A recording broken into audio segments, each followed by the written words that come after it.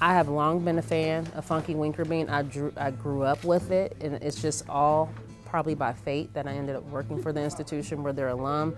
And I literally had their strip on my door for something else, and I looked at it and I kept saying, I think I'm gonna go for this idea and give them a call. So I called Tom and I said, I have this really weird idea, but we're renovating this music listening center, this student lounge, and I would love to really make it a point of pride. And we went back and forth about what we wanted to do. They took the 2-sentence email, and this is what you have right here. Well, basically, we were asked to do sort of a representation of student life at Kent State using the characters from Crankshaft and Funky Winkerbean. And so we devised sort of a very loose kind of a year and career at Kent State. Starting with the Crankshaft in his yellow school bus with like a high school visit, through the applications and acceptance and registration, moving into the dorm on the first day of school and wrapping around through some of the events and ending up with graduation.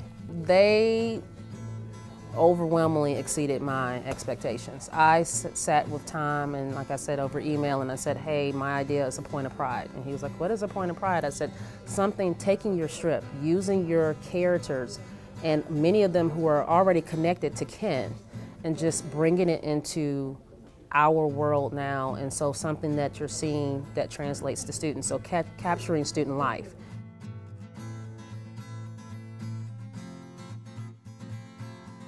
I also worked for the school paper. I did cartoons for the Stater for a number of years.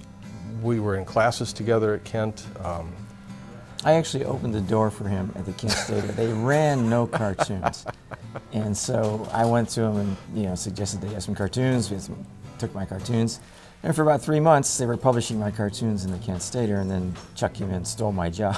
I mean, art, I think, at its best, it sort of shares the human experience.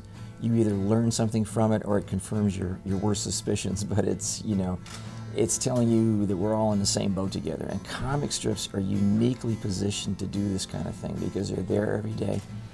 And if it's being done right, each strip should be like a passing moment. And it has a unique place in people's lives.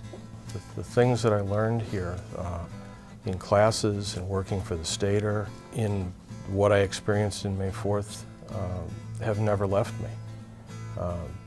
It's not a choice of whether to come back or not. It's something that is such a part of me that no matter where I would be, Kent State would be deep inside of me. The thing that makes this anniversary so neat is the fact that the Kent State University Press is bringing out Volume 1 of the Complete Funky, which is great because you can go back and see the strip and see the arc that it's traveled over those 40 years by comparing it with today's work, and it's a very, very gratifying experience.